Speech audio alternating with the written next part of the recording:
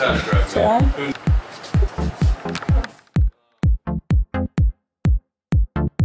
Driving an automatic. Yeah, my mom drives automatic, so that's what I'm driving. Do you think that it is important to know how to drive manual? Yeah. In my opinion, if everyone drove a stick shift, it could cause less accidents. Because you're like less fidgety in the car. Whenever I drove an automatic, I'm always like looking for something to do, changing the radio station, changing the climate control. You're not bored. It makes you pay attention to your surroundings because you're always shifting, you're listening to the engine noise, stuff like that. You also feel more of the road. This is very hard to explain what I mean by you feel more of the road, but I have video of a professional which will actually like kind of describe it better. My experience with manuals, I did have an automatic at first, so it was weird going to a manual, but I learned quickly. I believe it's 10 times more fun because you just get to play around with it. Less distraction because you're always focused on your car instead of other things. I love the control because you can control like what gear you're in. You can go faster or slower based on the RPMs. It made me definitely a better driver. I paid a lot more attention to the road now. Once again, you get to feel the road. I drove it in the city because most arguments are it's the city, it sucks driving a manual because you're always stop and go. But that's also why you have a manual, to shift gears. The only time it really sucks to have a manual is stop and go traffic, is when you're always in first gear trying to go.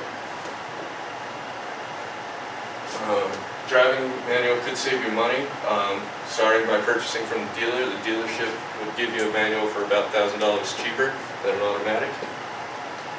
Repair costs are also a lot lower. Any mechanic will tell you it is a lot easier to work on a manual compared to an automatic.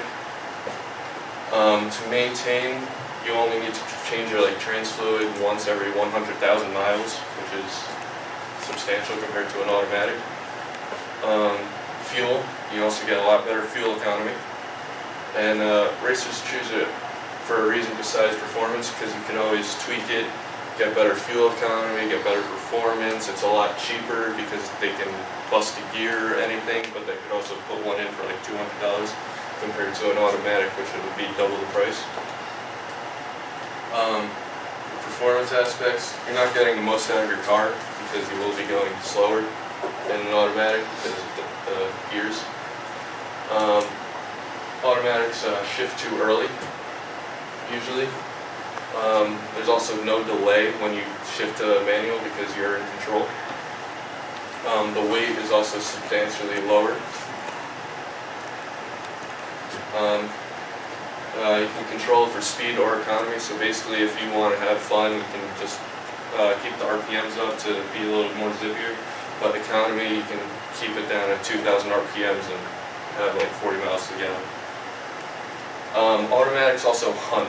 By the word hunt, I mean automatics, if you're going a certain speed, and they get confused what gear to be in.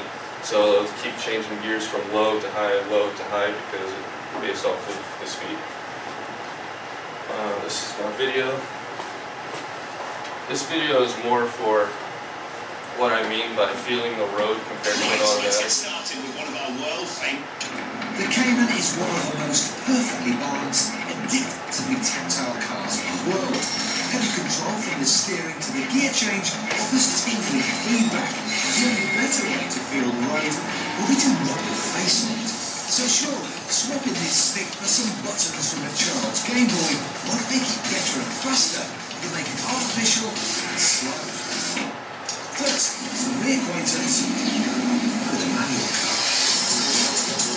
A manual Cayman costs 36 grand, for which you'll get a 2.9-litre, 265 brake horsepower engine and a 0 to 62 time of 5.8 seconds. Now changing gear.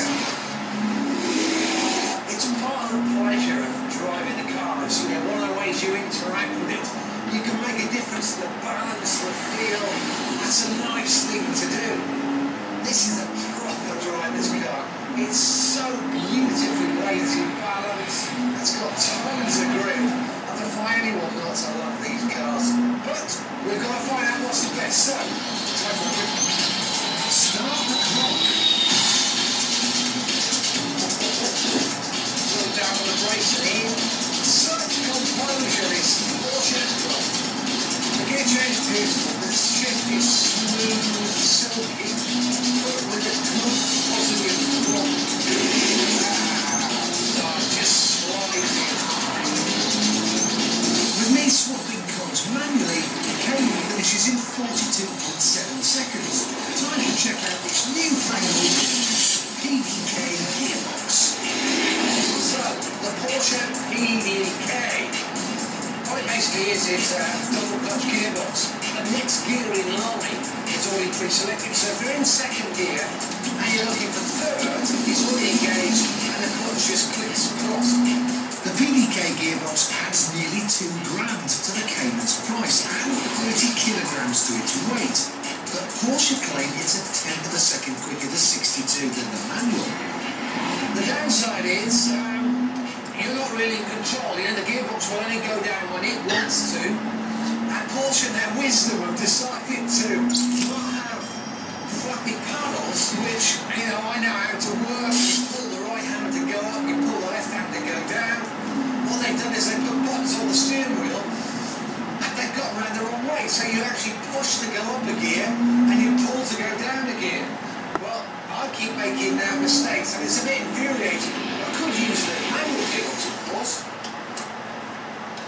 But Kelso, please, that's right the wrong way as well. Go on, let's get on with driving it. But is it actually faster on the track? Let's settle this quickly.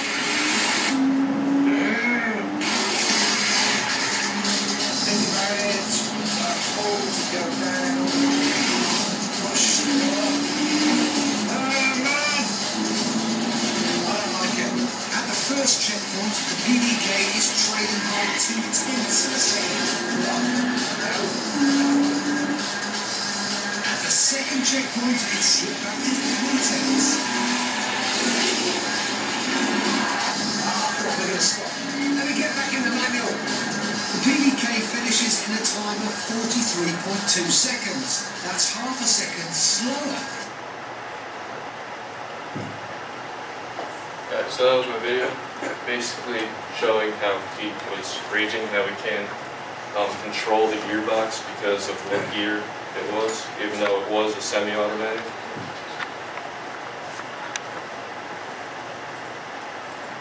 This is actually a graph that I found online that was comparing automatic cars to manuals.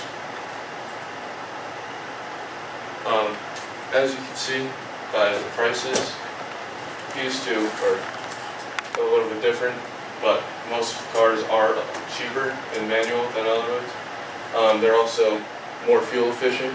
All of them are definitely more fuel efficient, and acceleration is much better as well.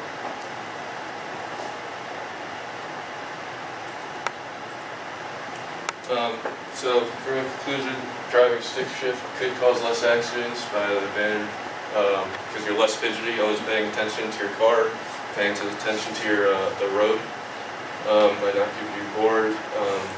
Helps you pay attention to surroundings because you're always listening for engine noise, so on and so forth. You feel more of the road. Once again, it's very hard to explain, but for some reason, I've been in the same car, manual and automatic, same exact car. For some reason, you don't feel it. Any questions?